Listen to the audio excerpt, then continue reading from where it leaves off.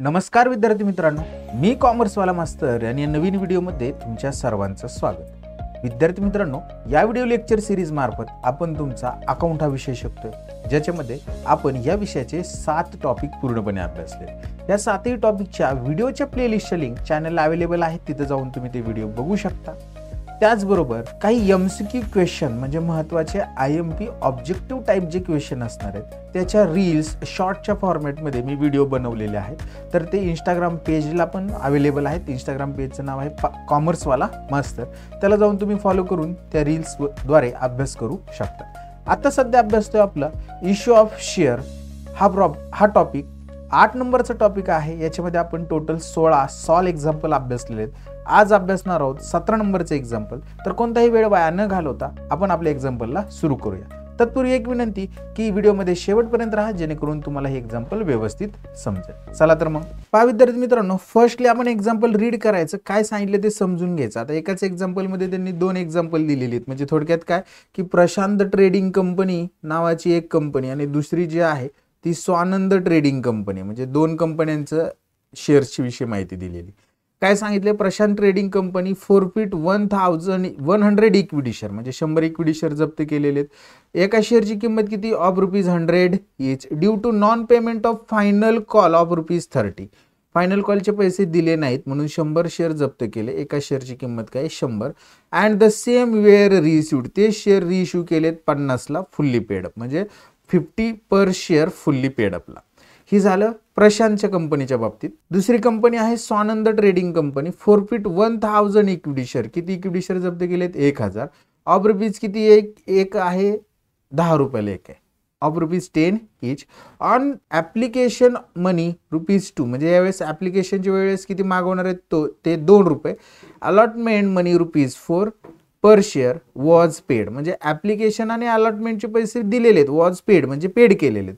The first call money of ₹2 per share remain unpaid, म्हणजे first कॉलचे त्यांनी ₹2 दिलेले नाहीत. The company reissue all forfeiture share, म्हणजे हे शेअर त्यांनी जप्त केले आणि शेअर काय केला रिइश्यू केला. कितीला रिइश्यू केला ₹5 रिइश्यू केला आणि त्या शेअर्सची प्राइस काय ठरवली ₹8. पेड अप व्हॅल्यू त्याची असणार आहे. तर सुरू करूया. फर्स्ट आपण काय करूया, प्रशांत कंपनीच्या पुस्तकात जनरल एंट्रीज करू. शेअर जप्त केलेले आहेत त्याची जनरल एंट्री आपण number first. Forfeiture share capital कमी होतं त्याच्यामुळे आपण equity share capital account debit. आणि बघा किती शेअर जप्त केलेले आहेत बघा त्यांनी या ठिकाणी 100 शेअर जप्त केलेत आणि ₹100 एक शेअर आहे, म्हणजे काय 100 × 100. तर ते 10,000 शेअर्स त्यांनी ₹10,000 शेअर कॅपिटल आपलं कमी झालेलं आहे. कोणत्या इन्स्टॉलमेंटचे पैसे दिले नाहीत त्याला देणार आपण क्रेडिट म्हणून 2 equity share first call account. बघा फर्स्ट कॉलचे किती रुपये दिलेले नाहीत सर, फर्स्ट कॉलचे ₹30 दिलेले नाहीत, म्हणून आपण काय करणार या ठिकाणी 100 शेअर्स गुणुले 30, तर ते किती असणार आहे ₹3000 असणार आहेत. आणि 2 इक्विटी शेअर फॉरफिचर अकाउंट आणि त्याची अमाऊंट लिहिणार आपण ₹7,000. आणि याचं नॅरेशन लिहिणार being 100 equity share forfeiture due to non payment of first call money. आता हे फॉरफिट केलेले रिइश्यू करणार आहे. रिइश्यू करताना बघा कितीला विकलेला आहे ₹50 फुल्ली पेड अपला विकलेला आहे. मग ₹50 आपल्याला बँकेत येतील म्हणून बँक अकाउंट डेबिट. 100 शेअर ₹50 एक विकला, ₹5,000 आपल्याला भेटणार आहे बरोबर. आता याच्यामध्ये बघा लॉस ऍक्च्युअल कितीचा झाला.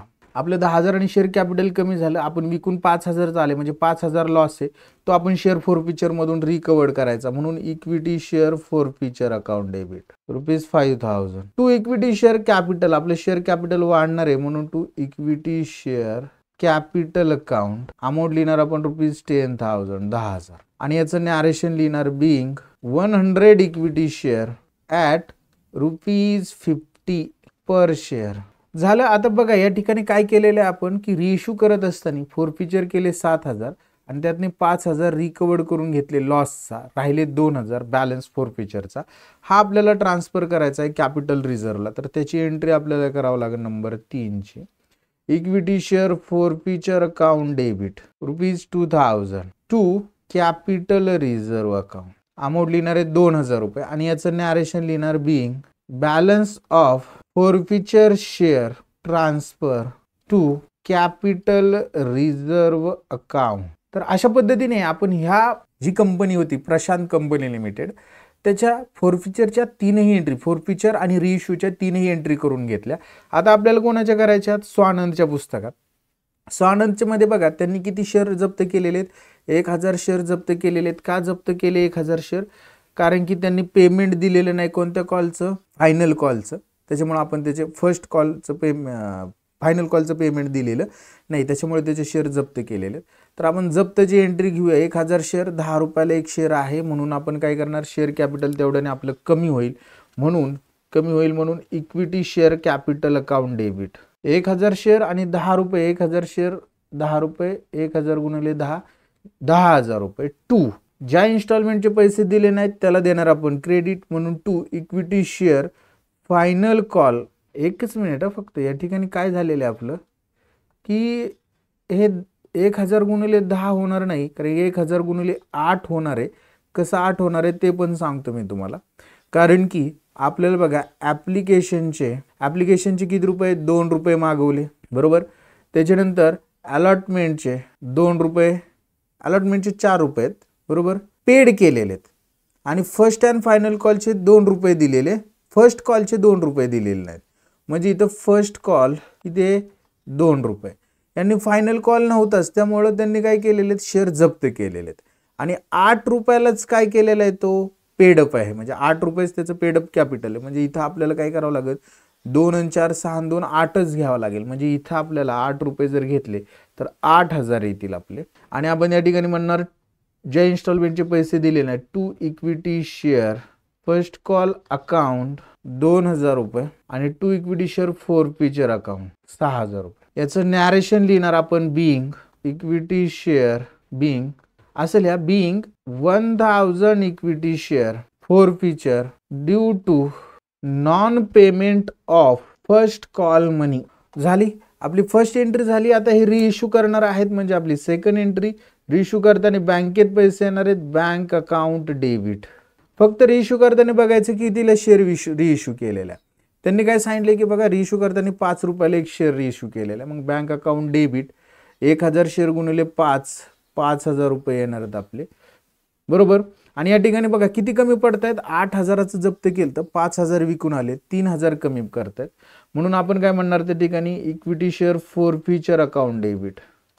तिथनं हे 3000 वसूल करणार, इक्विटी शेअर फोरफिचर. आणि त्या ठिकाणी आपण लिहिणार ₹3000.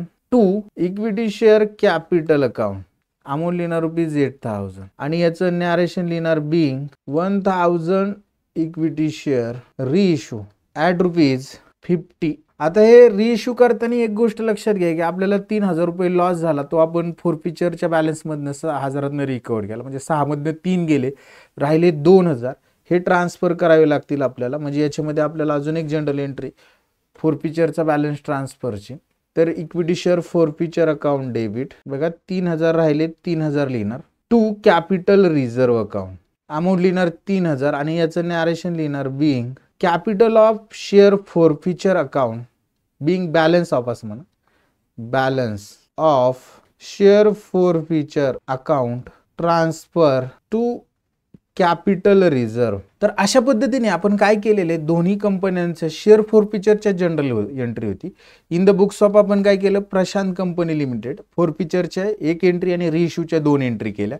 आणि in the books of Swanand company limited फोरफिचरची एक एंट्री आणि रिइश्यूच्या 2 एंट्रीज केलेल्या आहेत. आय होप विद्यार्थी मित्रांनो हे एक्झाम्पल तुम्हाला व्यवस्थित समजलेलं असणार आहे. समजलेलं असेल तर व्हिडिओला लाईक करा, तुमच्या वर्ग मित्रांपर्यंत व्हिडिओ शेअर करायला विसरू नका. आज आपण इथंच थांबूया. नेक्स्ट व्हिडिओमध्ये आपण नेक्स्ट एक्झाम्पल अभ्यासू. तोपर्यंत सर्वांना बाय, टेक केअर.